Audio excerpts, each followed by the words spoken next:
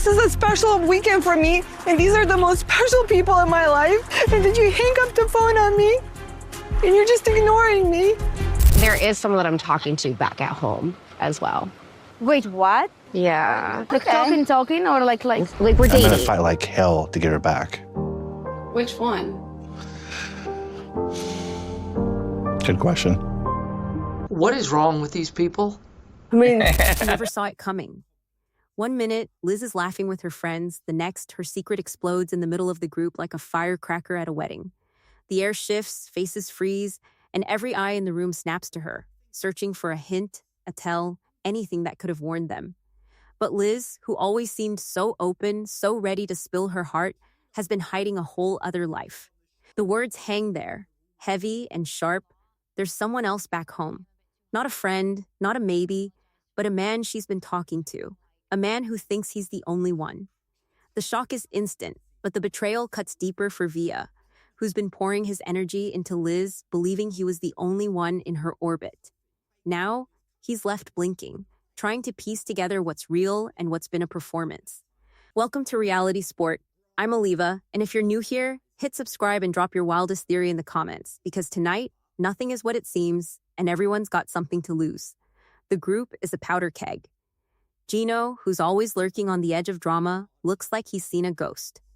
Colt, who's no stranger to secrets himself, suddenly seems a little too interested in how this will play out. Vana and Tony, who barely made it through breakfast without a fight, are now united in their shock. But you can see the gears turning in Tony's head. If Liz can hide something this big, what's stopping anyone else? Sophie and Julia, who invited Liz out to clear the air, are now caught in the crossfire. Their own issues suddenly dwarfed by the chaos Liz has unleashed. The room is thick with tension, and every glance is a silent accusation. Who else is hiding something? Who's next? Liz tries to explain, but every word sounds like an excuse. She says she needed space, she wanted to figure things out, but the damage is done. Via's face is a mask, but his eyes are raw. He thought he was building something real, and now he's wondering if he was ever more than a backup plan. The group starts to fracture, old alliances shifting as everyone scrambles to protect themselves. Gino leans in, whispering to Colt, and you can almost hear the unspoken question. If Liz is capable of this, what about the rest of us? Colt, who's been juggling his own mess with Diana and Courtney, watches with a mix of relief and dread. For once, he's not the villain, at least, not yet. Vana, who prides herself on reading people, is suddenly second-guessing everything. She shoots a look at Tony, who's already on edge from their last fight, and wonders if she's missing something closer to home. Sophie, who started the night ready to apologize to Liz, now wonders if she's been played for a fool. Julia, always the peacemaker, tries to smooth things over, but even she can't ignore the way the group is splintering. The trust that held them together is gone, replaced by suspicion and whispered doubts. The questions start flying. When did this start? How serious is it? Did anyone else know? Liz insists she was honest with the other guy, that she told him about the trip, but nobody's buying it. The group wants answers, but all they get are half-truths and awkward silences. Every relationship in the room feels suddenly fragile, as if one more secret could bring the whole thing crashing down. The energy is electric, everyone waiting for the next shoe to drop. And it's not just about Liz. The revelation sets off a chain reaction, forcing everyone to confront their own secrets. Gino, who's been promising Natalie a future, wonders if he's ready for the truth about what she wants.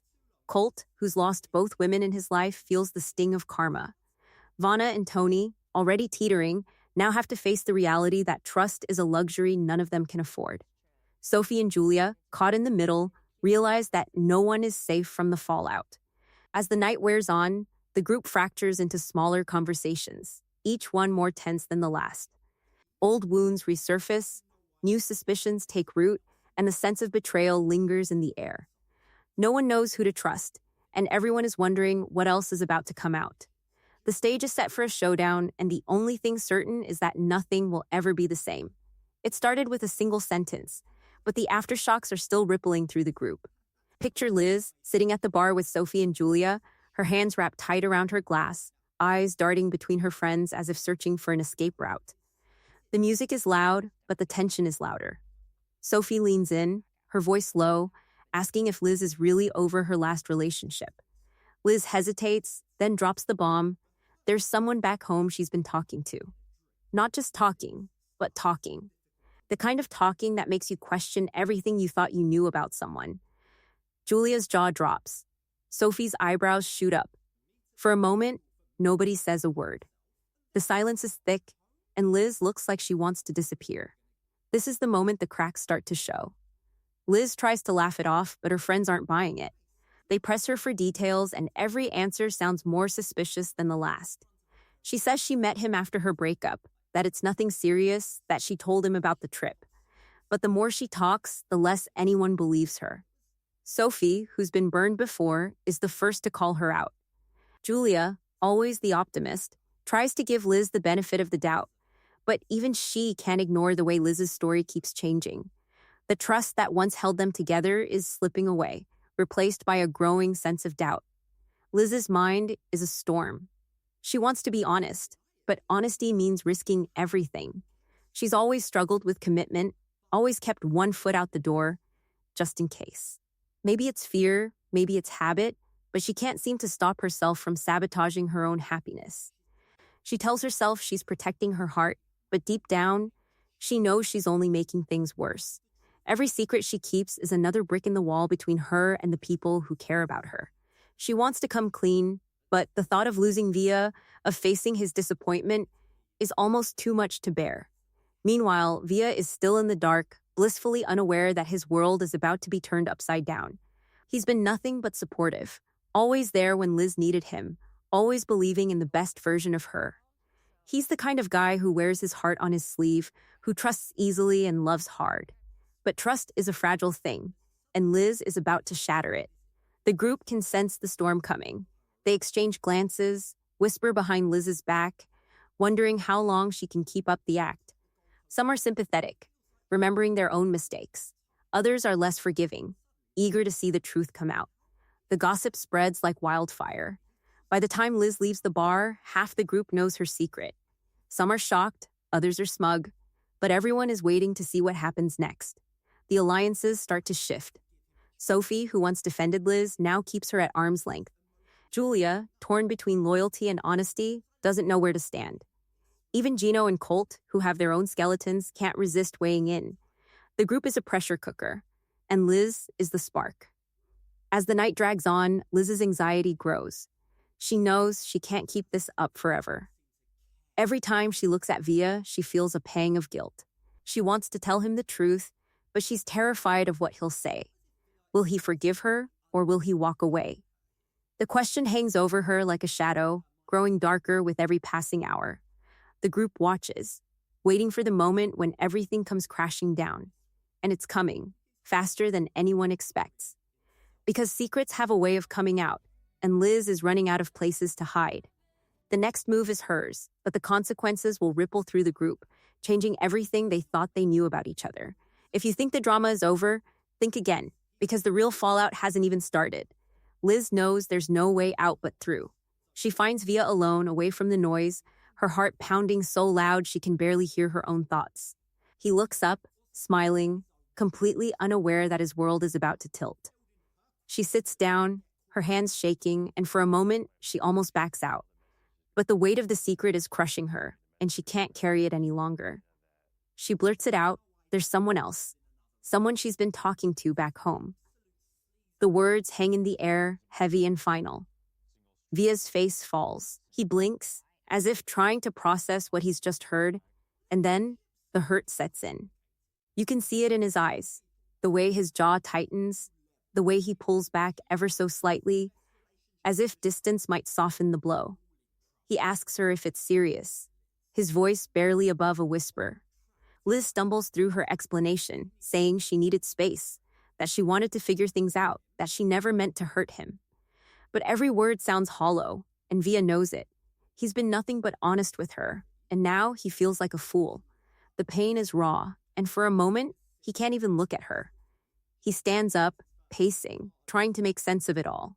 Liz watches him, her own guilt twisting in her stomach. She wants to reach out, to take it all back, but she knows it's too late. The silence between them is thick, broken only by the sound of Via's breathing. He finally turns to her, his voice shaking, and asks the question that's been burning in his mind. Was any of it real? Liz can't answer. She looks down, tears in her eyes, and the truth is written all over her face. Via shakes his head, the betrayal settling in. He thought he was building something real, something lasting, but now it all feels like a lie. He walks away, leaving Liz alone with her regret. Word spreads fast. The group is buzzing, everyone whispering, everyone picking sides. Some feel for Liz, remembering times they messed up and hoping she finds a way to fix it. Others are quick to judge, calling her selfish, saying Via deserved better. The room is split, old friendships tested as everyone tries to figure out where they stand. Gino and Colt exchange knowing looks, both of them all too familiar with the fallout of secrets. Vana and Tony, who have their own issues simmering, suddenly find themselves united in their judgment. Sophie, who once tried to make peace, now keeps her distance, unsure if she can trust Liz at all. Liz tries to hold it together, but the guilt is eating her alive. Every conversation feels like it's about her. Every glance a silent accusation. She wonders if she's lost more than just Via, if she's lost the whole group. The awkwardness is everywhere, and nobody knows what to say. Even Julia, who always tries to see the best in people, is struggling to find the right words. The group is fractured, and the tension is impossible to ignore. But as everyone focuses on Liz and Via, nobody notices the storm brewing just beneath the surface. There's another secret, one that's about to explode. And when it does, it will make Liz's confession look like child's play. The group thinks they've seen the worst, but they have no idea what's coming next. Colt sits alone in his hotel room, the silence pressing in on him from all sides. His phone is dark, no new messages, no missed calls, just the echo of everything he's lost. He scrolls through old photos, each one a reminder of how quickly things can fall apart. The regret is thick, but so is the confusion. How did he end up here, again, with nothing but his own mistakes for company? He replays the last few days in his mind. The way Courtney's face changed when she found the messages, the way Diana's voice cracked when she realized she wasn't the only one. It all happened so fast, but the fallout feels endless.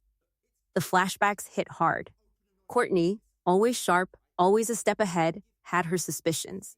She waited until Colt left his phone unattended, then scrolled through his messages, her worst fears confirmed in a matter of seconds. The confrontation was brutal. She didn't yell, didn't cry, just looked at him with a kind of disappointment that hurt more than anger ever could. She told him she was done, that she deserved better, and walked out without looking back. Colt tried to call her, tried to explain, but she blocked his number before he could even finish his apology. Diana's heartbreak was different, softer, but no less final. She found out through Courtney, a message from a stranger that shattered her trust in an instant. Colt tried to smooth things over, telling her he loved her, that Courtney meant nothing. But Diana wasn't having it. She told him she couldn't be with someone who lied so easily, someone who made her feel special while keeping another woman on the side. Her anger was quiet, but her decision was clear. She hung up, and Colt knew he'd lost her for good. Now, Colt is left with nothing but his own reflection. He wonders if he's cursed, if he's doomed to repeat the same mistakes over and over. He tells himself he didn't mean to hurt anyone, that he just wanted to feel wanted, but deep down he knows that's not enough. The self-pity creeps in, but so does a flicker of self-awareness. Maybe he's the problem. Maybe he's been running from the truth for so long that he doesn't even know what honesty feels like anymore. He thinks about reaching out, about sending one last message, but he knows it won't change anything. Courtney and Diana have moved on, their anger giving way to closure, their lives better off without him. Colt is stuck in the past, replaying every mistake, every missed chance, every lie that brought him here. He wonders if he'll ever learn, if he'll ever be the kind of man who deserves a second chance. But as he sits there, lost in his own misery, a new thought creeps in. Maybe it's not too late. Maybe he can fix things, prove he's changed, win someone back. Or maybe he'll spiral even further, lost in the same old patterns, chasing a happiness that always slips through his fingers. The answer is out there, but Colt isn't ready to face it. Not yet. And while he's stuck in limbo, the rest of the group is about to face a crisis that will make his heartbreak look small by comparison. Gino sits across from Natalie, his hands fidgeting with the edge of his napkin, eyes darting between her and the empty plate in front of him. The conversation has circled around everything but the one thing he can't stop thinking about. He wants a baby. He said it before, but tonight, with Natalie visiting Michigan and Uncle Marco's words still ringing in his ears, the pressure feels heavier than ever. Marco didn't mince words. He told Natalie straight up that Gino wants to be a dad, that it's not just a wish, but a family expectation. Gino nodded along, trying to look confident, but inside he's a mess of nerves and hope and fear that he's running out of time. Natalie listens, her face unreadable, her fingers tracing the rim of her glass. She knows what Gino wants, but she's not sure he understands what it takes.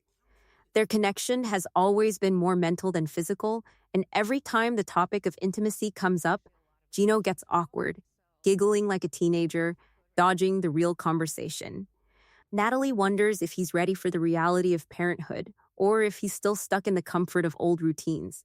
She wants to believe in him, to trust that he can step up, but the doubts linger. Is he ready to be a partner, a father, or is he chasing an idea because it's what everyone expects? Uncle Marco's presence looms large, a reminder that this isn't just about Gino and Natalie, it's about family, legacy, the pressure to move forward and not let the past define the future. Marco's approval means everything to Gino, but it also adds a layer of expectation that's hard to shake. Gino feels the weight of it every time he looks at Natalie, every time he thinks about what comes next. He wants to prove himself, to show that he's not the same man he was with Jasmine, that he's learned from his mistakes. But the fear of repeating old patterns is always there, lurking in the background. Natalie tries to talk to him to get him to open up, but Gino keeps things light, making jokes, changing the subject, anything to avoid the real conversation. She pushes, gently at first, then more directly, asking if he's ready for the responsibility, if he's willing to do the work. Gino hesitates, caught between what he wants and what he's afraid to admit. The tension is thick, and neither of them knows how to break it. As the night goes on, the awkwardness grows. Natalie wonders if she's making a mistake, if she's setting herself up for disappointment. Gino senses her hesitation, but he doesn't know how to fix it. He wants to move forward, to build a future, but he's not sure he knows how.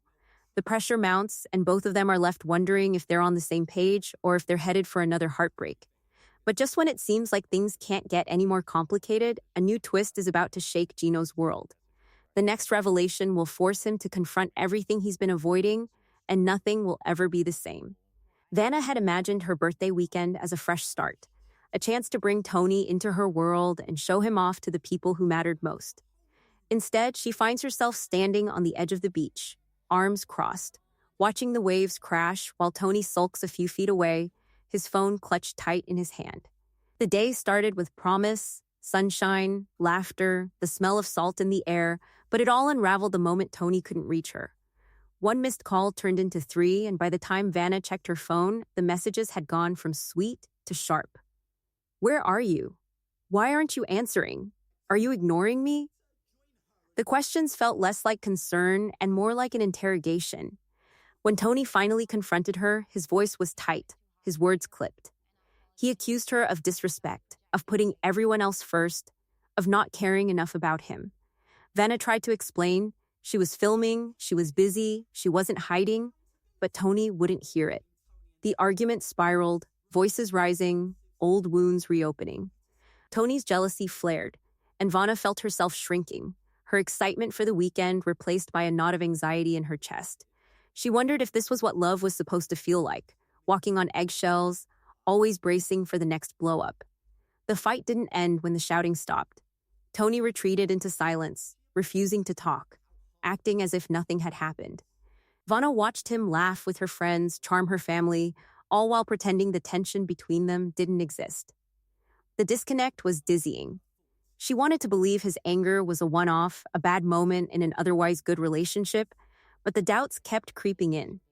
Was this who Tony really was? Was she signing up for a lifetime of apologies and second-guessing herself? Later, as the sun set and the party wound down, Tony finally pulled her aside. His voice was softer now, his eyes pleading. He admitted he overreacted, said he liked things to be under control, that he just wanted to feel supported. He apologized, but Vana couldn't tell if it was real remorse or just another way to smooth things over. She listened, searching his face for sincerity, but the uncertainty lingered. Was he sorry for hurting her, or just sorry he got caught? Vana's mind raced with questions she couldn't answer. Was she being too sensitive? Or was Tony's behavior a red flag she couldn't ignore? Could she trust him to change? Or was she setting herself up for more heartbreak? The weekend that was supposed to bring them closer had only pushed them further apart, and Vana felt more alone than ever, surrounded by people but isolated by doubt. As the night wore on, Vana stood at the edge of the party, watching Tony from a distance, wondering if she should stay or finally walk away. The answer felt just out of reach, and with every passing moment, the stakes grew higher. What Vana didn't know was that her decision would ripple through the group, changing the dynamic in ways no one could predict. And as she weighed her options, another secret was about to surface, threatening to blow everything wide open. Sophie surprises everyone when she pulls Liz aside, her voice steady but softer than usual, and admits she was wrong. It's not the kind of apology anyone expected from her. Sophie, who's always been quick to judge, quick to defend herself, now stands in front of Liz and owns up to her part in their fight. She says she projected her own stress, that she let her emotions get the best of her, and she's sorry for how she lashed out. For a moment, Liz just stares, caught off guard by the honesty.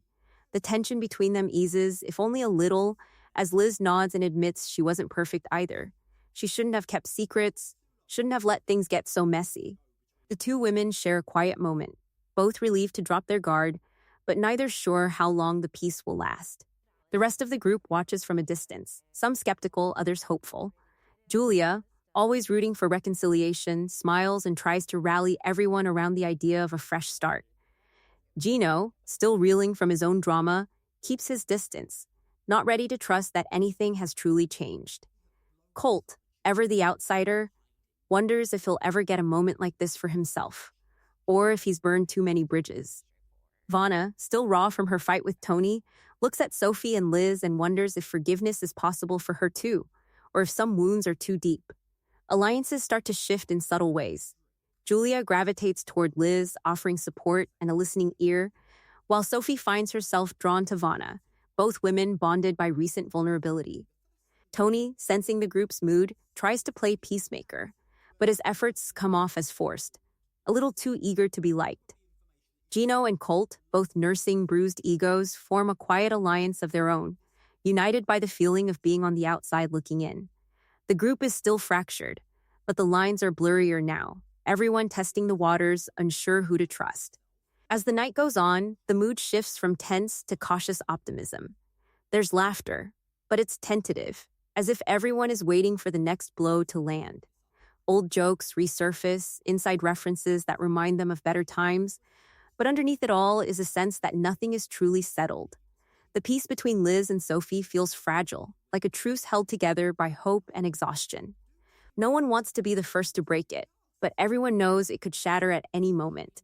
What no one realizes is that the biggest confrontation is still ahead. The secrets that have been simmering beneath the surface are about to erupt, and when they do, the group will be forced to choose sides in a way that will change everything. The calm before the storm never lasts, and this time, the fallout will be impossible to ignore. The night is thick with anticipation, everyone sensing that the uneasy peace can't hold. It starts with a single question, tossed out carelessly but landing like a grenade. Someone asks if there's anything else anyone wants to get off their chest, and suddenly, the room is electric. Eyes dart, hands fidget, and the silence stretches until it snaps. Liz, still raw from her confession, looks at Via, her voice trembling as she admits she hasn't been fully honest about how long she's been talking to the other man. The timeline is messier than she let on, and Via's face hardens, the last bit of hope draining away. He thanks her for finally telling the truth, but the pain is clear. He's done waiting for her to figure herself out. Colt, who's been quiet all night, finally speaks up. He admits to the group that he was seeing Diana and Courtney at the same time, that he lied to both, and that he's lost them because of it. The admission is met with a mix of eye rolls and sighs, but also a strange sense of relief. No more pretending, no more secrets. Diana, who's been listening from the sidelines, steps forward and tells Colt she's moving on, that she wishes him well but won't be looking back. Courtney, watching from afar, nods in agreement, her anger replaced by a calm certainty that she deserves better. Gino, feeling the pressure, blurts out that he's not sure he's ready for a baby, that he's been saying what he thinks everyone wants to hear instead of what he actually feels. Natalie's eyes fill with tears, but she doesn't run. Instead, she thanks him for his honesty, saying she'd rather know the truth now than be hurt later. Uncle Marco, who's been a silent observer, gives Gino a nod of respect, the weight of family expectations finally lifting. Vana, emboldened by the honesty around her, turns to Tony and says she can't keep pretending everything is fine. She tells him she needs more than apologies, that she needs to feel safe and respected. Tony tries to apologize again, but this time Vana doesn't let him off the hook. She says she's taking a break, that she needs to figure out what she wants without the constant drama. Tony is stunned, but there's a flicker of understanding in his eyes. Maybe for the first time, he realizes what he stands to lose. Sophie, who started the night with an apology, ends it with a promise to do better, to stop projecting her issues onto others. She hugs Liz, and for a moment, it feels like real forgiveness. Julia, always the glue, pulls everyone in for a group hug, her optimism infectious even in the face of so much pain. As the dust settles, the group is forever changed. Some bonds are stronger, others broken beyond repair. The lessons are hard-won, honesty hurts, but secrets destroy. Those who face the truth head-on find a strange sense of relief, while those who clung to old habits are left behind, wondering what might have been. But just as everyone starts to breathe again, a new message pops up on someone's phone. A cryptic text from an unknown number, hinting at another secret lurking in the shadows. The group exchanges nervous glances, realizing that the reckoning isn't over. If you thought this was the end, think again. The next chapter is about to begin, and nobody is safe from what's coming. Morning comes, but the air is still heavy with everything that happened the night before. Liz wakes up feeling hollow, the weight of her choices pressing down on her chest. She scrolls through her messages, half hoping for a sign from Via, but there's nothing. She knows she can't undo the hurt, but for the first time, she's forced to look at herself without excuses. The fear of being alone, the habit of keeping options open, the way she pushed people away before they could leave her, none of it protected her from pain. If anything, it made the heartbreak sharper. Liz wonders if she's finally ready to break the cycle, to stop running from real connection, even if it means risking everything. Via, on the other hand, feels a strange sense of clarity. The betrayal stings, but it's also a wake-up call. He realizes he's been giving too much, hoping love would be enough to fix what was broken from the start. Now, he's determined to set boundaries, to protect his heart without closing it off completely. The pain is real, but so is the relief of knowing the truth. He's not angry anymore, just done with pretending. Colt spends the day in quiet reflection, replaying every mistake, every lie, every moment he chose comfort over honesty. He's lost 2 women who cared about him, and for once, he can't blame anyone else. The self-pity is still there, but it's mixed with something new, a flicker of responsibility. Maybe this is the bottom he needed to hit before he can start climbing out. Maybe next time, he'll choose differently. Gino and Natalie sit together, the silence between them less awkward than before. They talk honestly, for once, about what they want and what scares them.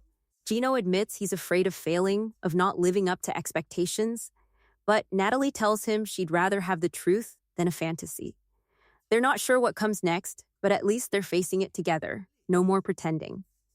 Vana spends the afternoon alone, walking along the beach, letting the wind clear her head.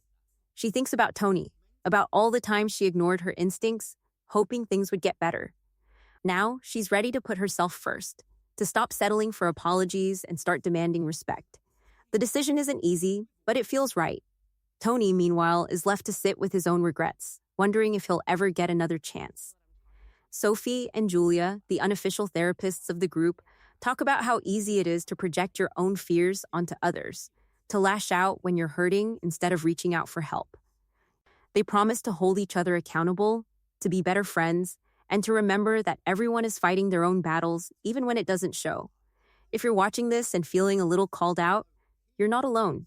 Everyone self-sabotages sometimes, especially when they're scared of getting hurt. But secrets and half-truths only make things worse.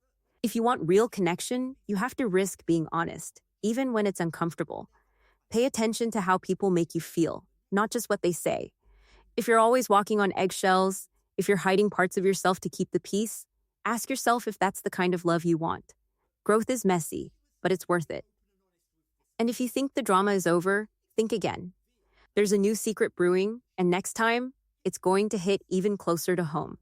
You won't want to miss what happens when the next bomb drops. Because in this group, the truth is never the end of the story.